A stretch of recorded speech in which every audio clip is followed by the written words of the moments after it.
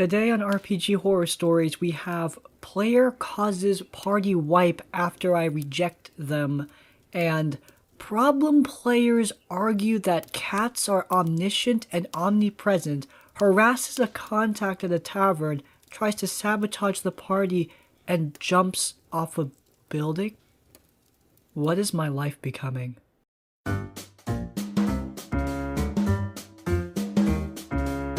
Alrighty, so a while back in secondary school, I had a friend who was DMing a game of 5th edition and asked if I wanted to join. I said sure, since I'd never played D&D before and was curious about it. Friend helps me create a character, my half-elven warlock who made a deal with the Raven Queen in order to resurrect her brother. All I had to do was bring her a Lich's phylactery. Anyways, I joined the party in order to have as many allies so I can more easily steal the phylactery. Session 1, I hire the party for a task I've engineered to be difficult. They succeed it, and so I give them a small sum of gold and offer my services in return for their cooperation when the time comes. They agree, and we go off. After a few sessions, we find a book talking about a land that's ruled by a deathless tyrant of unsurpassed arcane knowledge and decide to start amassing allies to free the land from the supposed Lich. We begin seeking out powerful allies and doing tasks for them in order to gain their aid. Now, I've been playing for about 3 months, and IRL we have formal coming up. I, being the super popular socialite that I am, do not have a date, and was going to just ask if my friends wanted to go as a group. Enter the Rangers player, who I only knew from our sessions. He was rather awkward, out of character, and rarely hung out with any of us other than the Fighters player outside sessions. He comes in and awkwardly asks if I'd like to go to formal with him, and I reply with, "I'm not interested in guys, sorry." Anyways, by the grace of some eldritch being, I get the courage to ask my crush to the formal, and she actually says yes. Thank you, Daddy Cthulhu. It was actually terrible, and I realized she only wanted a physical relationship, which I did not want. Oh well, at least she was honest about her wants, and we both just agreed to go our separate ways. Anyways, the very next session, we finally have amassed an army and prepared to take on this Lich. We storm the fortress and finally, after a long and grueling dungeon crawl, get to him. Our allies concentrate on magic to weaken him using an artifact we found that only affects undead, so that we can stand a chance against him. We're closing in on victory when the ranger snatches the artifact and gives it to the Lich. Now, the challenge rating 19 Lich proceeds to wipe the floor with our level 10 characters. When asked why he did it, the player just answered, "OP hates nice guys, so I'm done being nice." The worst part is that his reason basically was, I was only acting nice because I thought it would make OP want to date me. There's not much gameplay stuff to learn from this. Don't be a nice guy. That's not like a gameplay lesson, that's just a life lesson. But anyway, if you see this kind of behavior acting up in your game, don't let it happen. DM allowed the nice guy to steal an artifact and give it to the Lich and result in a total party kill. Learn the power of no. I have advocated for this multiple times. No is a powerful thing, and you can stop these kind of situations from ruining a game and the experience of your players. DMs often take the adult parent role, for better or for worse, meaning they have a responsibility to prevent this kind of stuff from happening. If you see someone is going to ruin the game because of some out-of-game crush and creepy nice guy behavior, stop it. Don't let it happen. Anyway, next story. Very slight trigger warning for sexual harassment, also spoilers for the Krenko's Way adventure from Guildmaster's Guide to Ravnica. When the Guildmaster's Guide to Ravnica first came out, I was ecstatic. Ravnica is one of my favorite settings in Magic the Gathering, and I was eager to try the setting in a campaign. I had never played 5th edition at this point, but I had played a few other tabletops and was generally familiar with the rules through watching Critical Role and Dark and Dicey. I just needed to find a few players. My best friend came in clutch and managed to find me a few mutual friends who wanted to join the campaign. One player, the only girl in the bunch, wants to know if she can be a cat girl.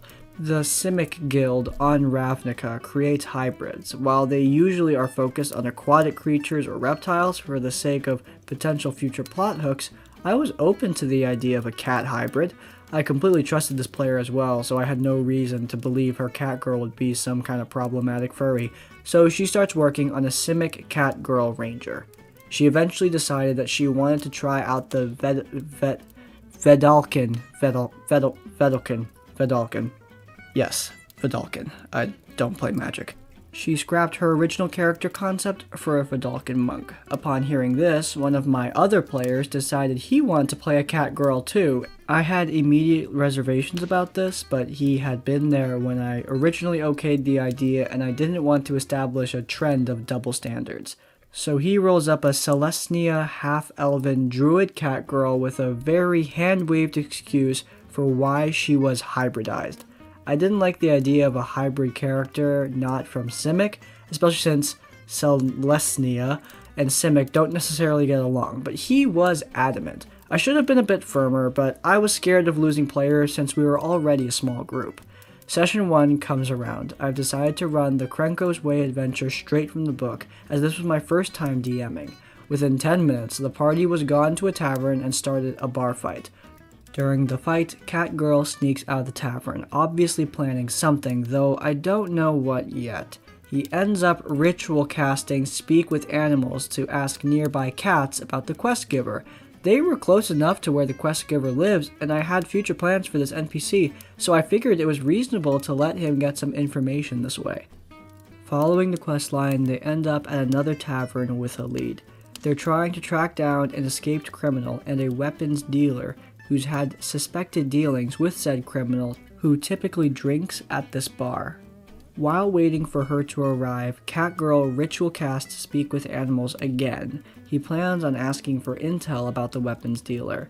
Quickly noticing a forming trend, I remark that finding a cat in the seedy part of town might be difficult. He begins to get upset and insists that cats would be all over the place, since Ravnica is a busy city. After a little debating, we manage to compromise on an investigation check, which he passes. As he asks his chosen cat for any relevant info, I make a wisdom roll for the cat. The cat rolls low, so I tell him that the cat hasn't seen anything relevant. He gets upset, claiming that cats see everything. One of the other players chimes in that cats would probably have better things to do than make a mental note of every person entering a specific tavern. The dealer does enter at the tavern. I describe her as an attractive 20-something with neon pink hair. The face of the party tries to buy her a drink to loosen her up a bit. He rolls low on charisma and she gives him a "thanks but no thanks big guy" brush off. Cat Girl then tries flirting with her and buying a drink. Also rolls low charisma but insists he should pass the check since the dealer is probably into girls. At this point, the NPC is very off-put by all this and decides to leave. Cat Girl wouldn't have any of that and tries several times to stop her from leaving. After outrunning the Cat Girl's advances, the dealer manages to slip away into the night. Out of character, Cat Girl seems very upset he wasn't allowed to buy her a drink and insisted that he didn't mean to be flirtatious. Although he did take the opportunity at this point to establish that his character is lesbian and doesn't wear shoes? Why do I do this to myself? Anyway, he then sprints off into the night looking for the dealer. He decides to use a spell slot to cast Speak with Animals to ask a cat where she went. This time he doesn't pass the investigation check, but to avoid another argument about how prevalent cats should be in this part of town, I send him a very unhelpful cat instead. Unable to find the dealer due to inadequate perception and investigation checks, he gives up and decides to hire an assassin to hunt down and kill her. He used the background tables in the Guildmaster's Guide to roll a generated background and ended up with a contact in the Demir, a guild of sneaky types and assassins. He called in that contact and sent him after the dealer. We did this secretly through text messages so the rest of the group wouldn't know. I didn't want to allow this, but hoped that if he managed to get their lead killed, failing the quest, this might slap him on the wrist and he needed to cut the crap. Next, in-game day, the group hunts down her home by interrogating the right people. They are met there by the hired assassin, who draws suspicion from the rest of the group.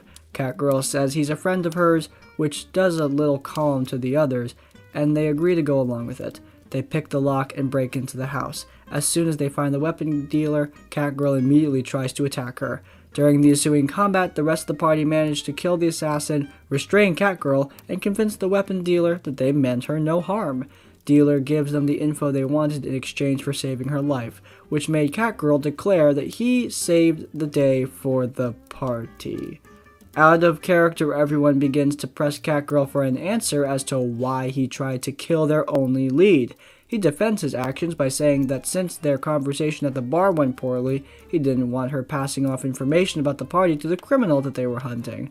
The rest of the party accused him of acting like an incel who was just mad that she rejected him. He insists he never meant to flirt with her, but we all just agree to drop it and move on. Next session we have a few absences, so we agree to do a non-canon one-shot based on the then upcoming War of the Spark magic set. They're mysteriously transported into the future. I described that they are on a few tall buildings, about 50 stories, overlooking the ruination of their homeland. After barely letting the quest giver finish the plot hook, Catgirl declares he's jumping off the roof. I give him a very confused look and several "Are you sure's?" He confidently replies, "Yes, I'm a cat, so I always land on my feet." He looks shocked as I begin to furiously roll d6s to determine the fall damage. He asks why I'm rolling so much damage, and I remind him that the building was 50 stories tall. He looks upset and says that I never told him that. All the other players immediately tell him that I made the building's height very clear from the start. He reluctantly accepts his fate and burns a few spell slots, healing himself once the rest of the party stabilize him.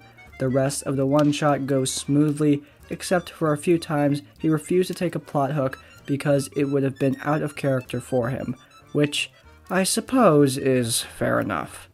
The campaign went on a temporary hiatus due to university exams. During this time, it's brought to my attention that Catgirl has been getting handsy with the girl in our group. Apparently, when the party was getting some after-session drinks, myself being absent since I don't drink, he'd been crossing a few too many physical boundaries. His excuse was that he was drunk and therefore shouldn't be accountable for his actions, which, pardon my French, is a load of troll dung. With that knowledge, I called the campaign off. We didn't have enough players to continue without him, but there was not a chance I was going to play another session with him at the table. Good on OP for making the right call in that situation. That kind of behavior should not be tolerated at all. It is bad and should not be okay at your table or outside of your table. Remember that social interactions that people have outside of the game do count for something. The harassment occurred outside the game, but it still matters. You're still playing together as a group, and you need to take into account the relationships people have even beyond the table. Good on OP for taking that into account. So besides the reveal of complete moral bankruptcy at the end of the story, let's talk about D&D stuff in the game. There is nothing wrong with wanting to use your specific talents to achieve something in a roleplay situation or a combat situation. Talking to the cats is, in my opinion, something that's kind of cool. Like, I read that the first time and I thought, wow, that's kind of neat. But trying that every single time for every single situation and expecting it to always work, well, that's pretty silly. It's like a bard expecting to get showered in gold every time they play the lute. I still have a level 14 bard roll the dice. I have them roll with advantage depending on the situation, but that performance check guarantees at least a little bit of risk even at those higher levels. And as far as I know, these are lower level characters. So expecting those special talents to always work just because they're unique or because they're special, well, that kind of goes against the whole point of the game. There is a certain factor of risk, even for cool stuff like speaking to animals to get information. Also, the OP's logic is pretty reasonable. Cats don't know everything, and they're not going to be constantly spying on everything. So even if it's a neat idea, it's not going to work every time reasonably. Also, I don't really know what to say about the incel response to getting rejected by an NPC. Don't do that. Just don't. It's bad. Don't really have any kind of creative lecture here, unfortunately, or lesson to take away. Don't be an incel is the only real thing I can say here. Alright, so if you guys enjoyed this episode of RPG Horror Stories, then please do leave a like to let me know. If you want to see more of my content, then please do hit subscribe. And if you want to leave your own stories or thoughts, go down to the comments down below. Remember, I do have Twitter now, so if you want to follow me and get some updates on stuff that's happening in my videos, then you can follow me there. Link is somewhere on my channel. In essence, like, comment, subscribe. I will see you all next time. Farewell.